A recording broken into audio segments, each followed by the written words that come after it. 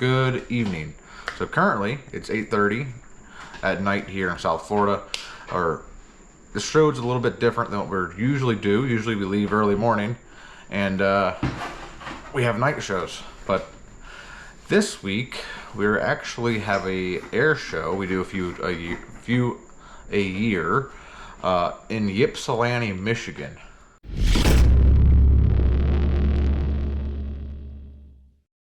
Yep, so it's a 19-hour road trip for us tonight. I like to leave at night because there's no traffic on the roads. Looking to be in town there in Ypsilanti probably 9 o'clock tomorrow night at the rate that I plan on going. So once we get on site there, I'll give you more of a brief of what we got going on, and I'll see you there.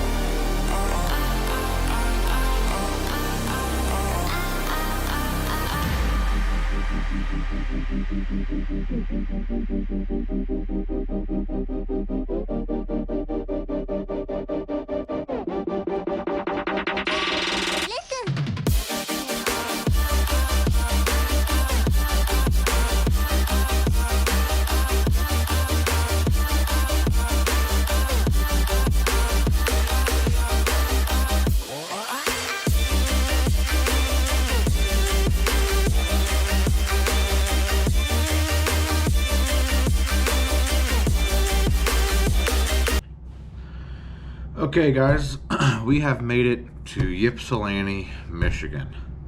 It's currently the following day from when I started this video. It's been 27 hours, I want to say. The drive took us 24 hours. I know that's 5 hours longer than I had said earlier. But we had a couple things come up. So one big thing is that I suffer tremendously with driver's fatigue. Go figure, right? So I have it pretty good and under control for anything 5 hours or less, but at about the 6 hour mark in the middle of the night, it starts to get a little unsafe. And as I always preach, safety first. So we did stop in Georgia, take a little 2 hour siesta before continuing on. We got to Kentucky when the van started to shimmy a little bit and shake, and it felt a little weird and off. So we pulled over, took a look at everything, and discovered that our two back outer tires, the van we drive is a dually, both are in desperate need of replacement. Go figure. The one on the back left was to the point to where we actually had to limp it to the nearest tire shop. Of course, they didn't have the tire. You called around, no one they called had tires. So we did some extra homework, and we started calling around to neighboring towns and found one shop that had exactly 4 tires. It was just one size smaller than what we currently use. So they would work on our rims, but in order to replace it with those tires, we would have to buy all 4 and replace the entire axle worth of tires. So we spent 2 hours there doing that. And then we just kept driving. Of course, we stopped for food and bathroom breaks, refreshments, stuff like that. Got up here, we were racing the storms tonight. Today is the June 18th, I want to say it is. So if you live up here in the north, you know that today was not a great day for weather, or this evening was not. There's tornado warnings and severe thunderstorm warnings out the wazoo. So we took it slow coming back into the last 20 miles into Ypsilanti here. And so that accounts for the 5 hours extra that we actually had to drive or endure, I guess, however you want to put it, but we made it here in one piece. It's always an adventure. If you ever travel with me, you know that. It is never straightforward. It's just, if something can go wrong, it will go wrong. So it's been 24 hours since I've actually slept in something comfortable. So I'm gonna go take a shower and hit the bed. And tomorrow morning, I'll come back to you and I'll tell you exactly what we're doing here in Ypsilanti, Michigan. And yeah, it'll be a great weekend. It'll be a much different video than what we usually put out, but like I said, we do 3 or 4 of these shows a year. So this will be the first one for our channel that's actually recorded. And you'll get to follow me along and get to see all that with us. So see you in the morning. All right, I'm coming to you from Ypsilanti, Michigan. The Thunder River, Michigan Air Show was this weekend, Friday, Saturday, Sunday. We've had queues all day, or all weekend, every day, all weekend. But I've come to you on the last day here. It's really the easiest day we've had so far, right? Going into a weekend, and the weekend itself is full of meetings, briefings, things to keep the pilots safe as well as us safe, and both deconflicted for everyone's safety, including the crowd. So today is a little bit slower of a day. It's all the same stuff as yesterday and Friday, but a little bit more time. It wasn't so much briefing this morning, so we've done it the last 2 days. So this is what we have going on here. Bring you a little closer here to the action. That right there, that white line, that's called detonation cord. It explodes at 23,000 feet per second. Pretty instantaneous. This is the kind of stuff that the Navy SEALs will actually strap to them and use for breach of doors, walls, things as thick as cinder block walls, depending on the grade det cord. This is 100 grain right here, so this will provide enough lift that the bag on top is full of gasoline. Well, this weekend it's actually full of Jet A, but usually it's gasoline and or diesel. And it provides enough explosive power to actually aerosolize this gasoline instantaneously. And then this gap in the middle where there's nothing is actually one, so that we don't have to cut length or strips of det cord and wire everything separately, but also because that there's nothing to smother the gasoline here. Right, this will actually create spark and flame itself, which will ignite the aerosolized gas. Everyone thinks, oh, you can just light a match and light gasoline on fire. Like, not entirely true. Okay, we've had situations to where we've made bombs back when we were just starting this kind of stuff. We put 5 pounds of TNT with det cord and covered it all with gasoline, and none of it, and it went off, but there was no flame, there was no fire, because the strength of the explosion actually sucked all the oxygen right out of the air. So fire obviously needs 2 things, right? Fuel and oxygen. It had plenty of fuel, no oxygen. So this is why we separate everything 5 to 10 feet apart, and the middle is our quite literal fire ignition source for every 5 feet. Going down here, you'll see a time lapse here in a moment of us setting up most of this wall. But before we come to these places, right, we give them a quote, we tell them what we need. We do not provide the gasoline, diesel, or Jet A. That is on them. We tell them exactly how much we need. So this weekend we knew that we would use about 500 gallons a day for 3 days. So we told them, hey, 1,500 gallons, we're good for the weekend. Now, how do we monitor that? Because these bags can hold, 8 to 10 gallons each. Simple. Very simple. 5-gallon buckets. We know, fill the bucket to the top. That's 5 gallons. A 1,000-foot wall of fire. Put a bag every 10 feet. That's 100 bags. Times that by 5 gallons. That's 500 gallons. So that's an easy way for, obviously this grass was a little soft when we got here. It's been raining all week. So they load exactly what we need into this truck, which was 500 gallons. So we don't want to get, 20 bags from the end and run out of fuel. And now we only have a 100-foot wall of fire. No, so we quality control our quality check ourselves, and make sure to only put 5 gallons a bag, and you'll see later in the video that it is sufficient and it is plenty enough to make a quite literal wall of fire. So what else do we do? Everyone knows that fuel likes to vent and evaporate, right? So we use a twist method. We twist real hard, we bend it over on itself, and we zip tie both twisted sections together. That means that this gasoline, in order to vent, leak out, whatever the case is, has to literally go through a corkscrew, around a U-bend, through another corkscrew, and out the end, while under pressure of a zip tie. Okay, it may vent very slowly, but we've never had a bag actually completely evaporate through the course of a day. I mean, maybe if there's a hole, we lose enough gas, it empties itself. We checked that right before show, but never had anything actually evaporate. There's no pressure on Zach here, but we're gonna watch him lift this bag so expertly out of the bucket. As I was explaining, twist it, bend it over, zip tie.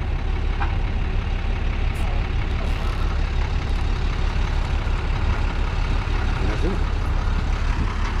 That's how that goes. It's very easy, very quick, very simple. And yeah, it makes for great fun times. You'll see later in the video that it's actually quite literally the best job in the world. We do a little truck layout here. In the back, we have a 300-gallon water tank.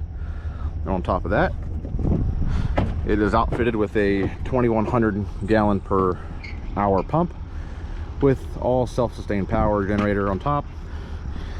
And the hose doesn't have to be orange, but we use orange because it's easy to see. We don't have to run it over, and we don't really lose it out here in the grass. People, you know, if you buy a green hose and you're running through green grass with it, you might damage it running it over, ripping it out, whatever the case may be. So we always provide this for an option for the show at no additional cost. The big question is going to be, you know, why don't you use the fire department, right? The fire department is on site, right? They're always there to help us. They're more than willing to come out here and put the fire out after the show. But there's a big caveat with that. Most fire departments don't have enough assets, manpower, whatever it is, every day of a show to provide us a dedicated truck and 3 to 5 units for the air show itself. Right, so if we run into a situation where we use, oh, sorry, something just bit shit on me. If you run into a situation where we use the fire department's assets, now that asset was pulled off of a staged site here somewhere for the air show. Without that unit being there, they cannot proceed with the air show until he is back there. For safety reasons, it's part of the rules. Air shows are one of the safest things in the world, even though it may not seem like it. They are extremely safe when it comes to stuff like that, right? So let's say we pull him off of that site, he comes over here, he puts out the fire. Well, guess what? Now he has to go back to the fire hydrant, refill the truck, and do all the stuff that they do for prep, then go back and get into his staging location before the air show can proceed. If anyone is familiar with the logistical nightmare of air shows, you know that the 40 minutes it would take roughly to do that is not an option. Like these acts are stacked and they're ready to go, and some planes, the P-51, they have to be moving almost at all times because it's air cooled. They're air cooled engines, right? So the 40 minutes would throw a massive wrench into the works. So that is an option that we give every show. We bring our own water. We're self-sustained 100%. Now we have had shows where, you know, they had that manpower, they had those assets. So great, I get with the chief weeks, months in advance of these shows. I'm like, hey man, can you give us a brush truck every day? That way, One, you don't need to haul that tote from South Florida 19 hours to Michigan. But two, he's at our disposal, right? So the fire, this is obviously creates fire. Like you can see, the field is burnt. This is just 2 days worth. Like, we have a massive patch out there. This whole patch here is 1,000 foot long by probably 200 wide, right? It takes us a fat minute to put that out. But them, they have that nice deck gun on the front of those brush trucks where they don't have to get out of the truck. They just drive and put it out as they go. And it takes them 10 minutes. So either way is completely acceptable. I would not recommend coming to shows like this and doing stuff like this with only fire extinguishers. I don't know about you, but, well, here's an example. Yesterday, this wall went off. The wind was blowing probably 20 knots. And, yeah, we used over 500 gallons of water. We refilled that tank twice to put out the fire over a course of an hour. That's how hard it was blowing. The airport mowed this area right before we got here, which was great for working purposes, right? But it also leaves a nice thick layer of dead grass clippings on top. So it was quite literally like battling a cracked out alligator. Pretty good analogy, isn't it? So I cracked myself up, sorry. Yeah, so if you think you're gonna battle 1,000 foot, so 1,000 feet all the way down and 1,000 feet back this way of burning fire with extinguishers, you've underestimated what you got yourself into, and it would create quite literally a public safety hazard. I mean, the crowd, they're not close, right? They're 1,000 foot. We are on the 1,000 foot shoreline. Crowd there, taxiway here, runway here, construction patch there. So no matter what, I've made a 90 some page safety plan for this show, specifically outlining plans, details, spec sheets, the whole nine for everyone here, or everything here. But in the event of a massive uncontrollable fire like we almost had yesterday, what do? We let it burn. We brief this with the fire department. In the event of an uncontrollable fire, we would stage with the fire department. This would require show stoppage, it would, but it would be a situation where there'd be no other option. We would stage the fire department and us along this line here, which is on the crowd side, and let it burn. We would protect anything from encroaching on the crowd, which is a lot easier protecting one side versus four, and everything else can burn right to pavement. It would lose the whole field. It is what it is, but the pavement creates a natural fire block, and at the end of the day, nobody would be in jeopardy of getting hurt. That is the goal. Safety. Safety, safety, safety. So let's go over here to see what they're doing at the moment here. This weekend we also have simulated bomb drops. So the TBM, this is the largest gathering of TBM Avengers in the world. I think they have 9 flying today, 10 here I want to say. So as they fly by, we do simulated bomb drops. What does that entail? Well, quite simply, that. So Craigco is a fireworks equipment provider, and they build these steel mortar tubes. They're only 18 inches tall and 1 foot in diameter. But if you fill that up with gasoline or Jet A or whatever the choice is of the day, you put a 1 pound black powder charge at the bottom, because black powder is heavier than gasoline, and then you wire that into your mod and you hit that, it'll create quite literally a fireball. And you'll see that in the video here in a moment as well. What we do here, just because that creates fire, it creates effect, that's great. It doesn't create the thump, the oomph, right? So from that, we run a line from here to where this hole is right now. We'll put a 1 pound booster in that hole.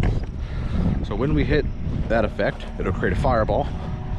That booster will go off, create a nice thump in your chest, and you'd think, oh, that was a great bomb. Really, it's 2 parts. It's kind of cheating, but as far as the crowd can tell, and as far as they know, it looks great. It makes for great pictures, and it feels great. You know, you can't capture feeling in pictures, right? Quite literal feeling. I mean, you can capture emotion. You can't capture quite literal feeling for physical feeling into pictures. So if you're here, you can physically feel the booster, but off-site through a picture, through video, you can see and hear the thump. So these are boosters. Now, what is boosters? It's a 1 pound charge encased in this heavy duty plastic, I guess you could say. It's not really heavy duty, but, and it's full of explosive powder. So it's quite literally new age dynamite. It's not quite like a dynamite stick. We do have dynamite and do use dynamite sticks for shows like this, but anyone who's used dynamite can tell you that it after a while of storage, it becomes extremely unstable, unsafe, and quite literally nasty, gooey mess. So we always opt for boosters. They're so much cleaner, so much nicer. This inside is det cord, same thing we put on the line here under the bags. The bottom of this thing, you have 2 holes. One is a through hole, which you can see on both sides there. This one here. This other one here is actually made for a detonator or an electric cap, blasting cap. Okay, that is the spark that makes things go boom. It's quite literally a small little aluminum tube like this, full of explosives. And it's no bigger than one of those little pop-it rocks that you had back in the day, right? But it provides enough oomph and power to physically ignite or set off the det cord. You cannot take det cord and light it on fire and it go off. It'll burn. It'll light on fire like a rope and just burn. It will not ignite or not explode. Same thing with the boosters, and same thing with the blasting caps. But all together, they create quite a lethal combo of explosiveness. I don't know exactly how it works, but I do know that's how it works. That's really what I know. I'm sure there's people out there that can tell you exactly how it works, but I can tell you that blasting cap and the det cord creates boom. So that is it for the moment here. Once we start capping in and stuff like that, I'll come back to you, show you how we get that done. See ya.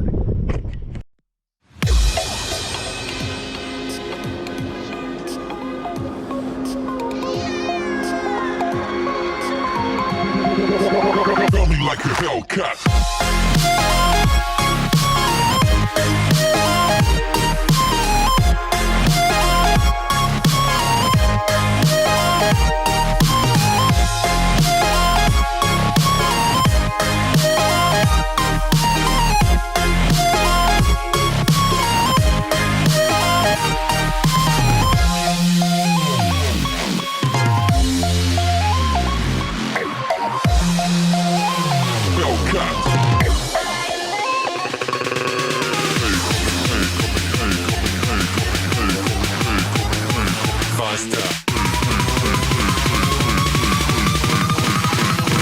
Like a Hellcat.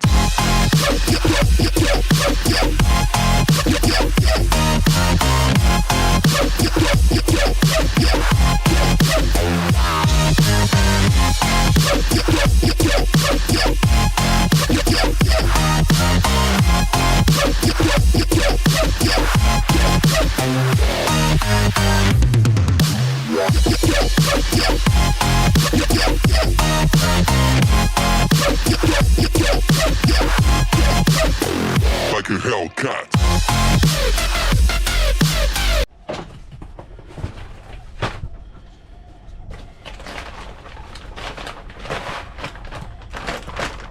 And these are the black powder charges I was talking about a minute ago.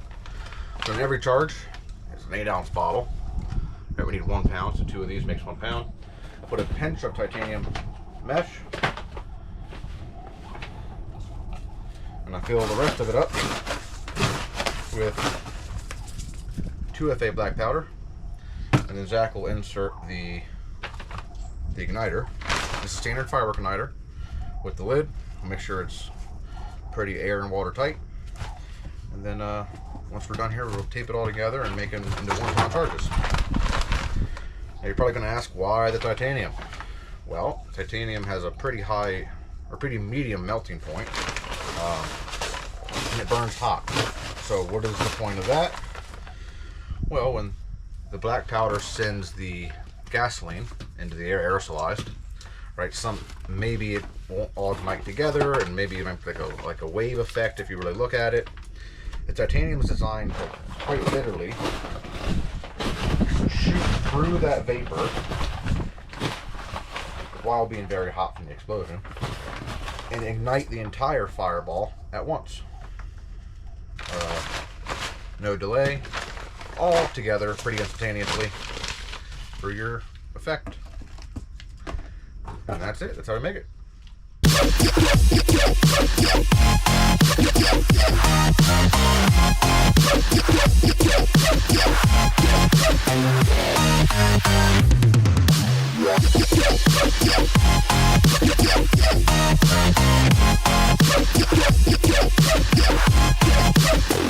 Like a Hellcat.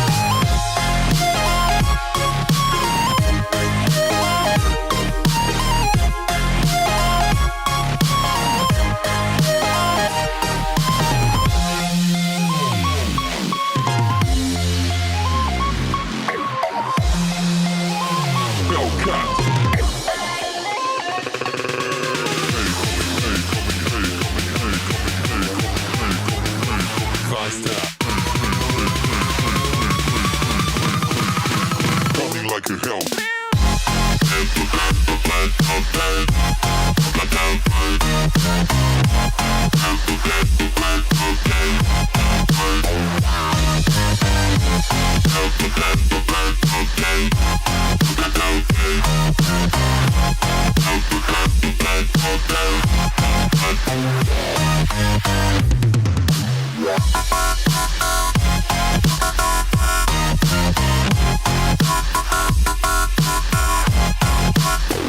Like a Hellcat.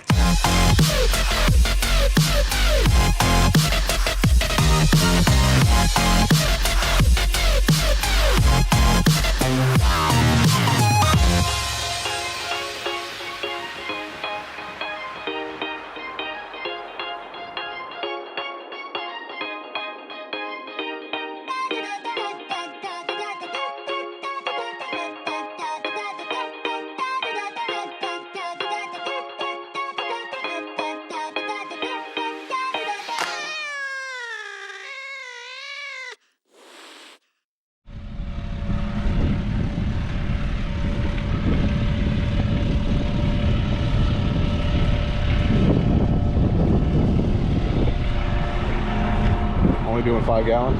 That's enough today. 6 today.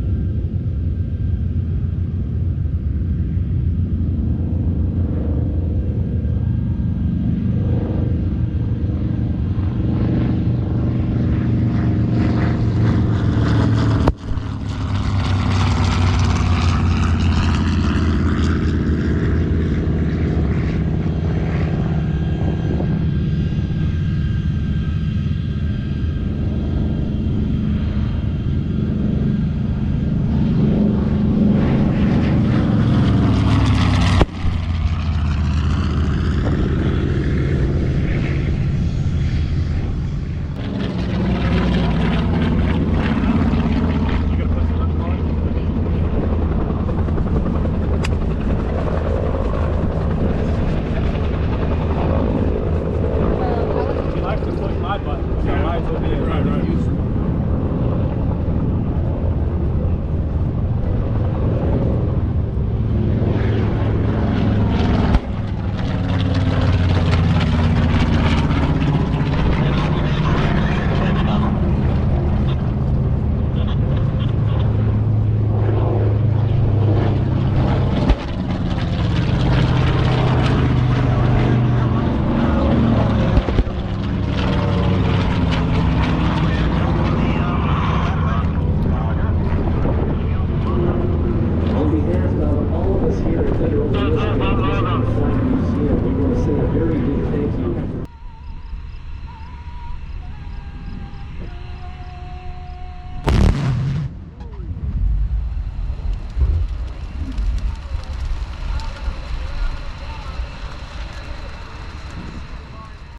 And your 2025 F-22 demonstration fighter pilot with more than 600 hours in the F-22. That's weird. From New York Mills, Minnesota, Captain Nicholas Laz Laterno. You are about to witness the maneuvering capabilities of the most advanced and most lethal fighter aircraft in your United States Air Force. The F-22 you will see today is an unmodified and fully combat-capable aircraft. While we can't show you everything that makes the Raptor the most lethal fighter aircraft in the world, we will show you its raw power and thrust vector maneuvering capabilities as it executes maneuvers that no other fighter aircraft in the world can perform. As today's demonstration begins, from your right, you'll see the Raptor execute a maximum power takeoff, producing 70,000 pounds of thrust from its powerful F-119 engines. The Raptor will virtually leap off the runway at an amazing 1,000 feet. At a safe altitude, Captain Laterno will quickly loop the aircraft, reversing his flight path and roll while diving straight down. So now it's time to stand up, move forward, and get ready. The show is about to begin. Ladies and gentlemen, I present to you the most feared aircraft in the world today, your United States Air Force F-22 Raptor.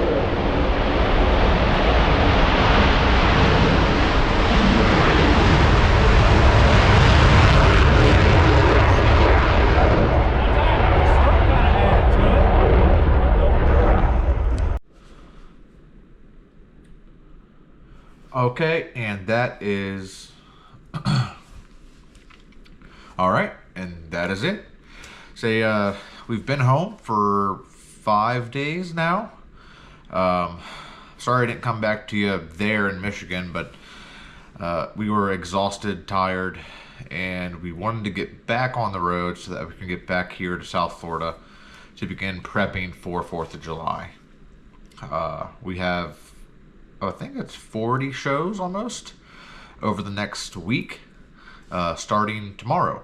So yeah, we had a ton of prep work to do and all that stuff, and it actually took us 27 hours to get home. By the time we just took our time and chugged along there, and we hit an accident that had us sitting parked on a highway for 4 hours in Tennessee. Nice little 2-lane highway. And so yeah, that's it. So I hope you enjoyed the video. This is something that we, like I said, we don't normally do. We do it a couple times a year, and that's it. There's very few companies in the world that is capable or have contracts to do this kind of work. So we feel very blessed in that endeavor, and thank the people at Thunder Over Michigan, Ashley and Kevin, for allowing us to come there, do that stuff, and make their event explosive, I guess you could say. Pun intended. So, yeah, so I record my next video tomorrow. It's a double barge show. If anyone has ever done fireworks before, they know how terrible barge shows are, logistically, emotionally, physically. Just, they're pretty much miserable. They're nowhere near as easy as land-based shows. But it comes with the territory and the job. So, we're going to get it done. We're going to do it. And that, you'll see that in the next video, as well as probably majority of 4th of July I'll include in that one video. So yeah, until next time, my name is Tanner Scott with Explosive Touch Enterprises. Stay explosive.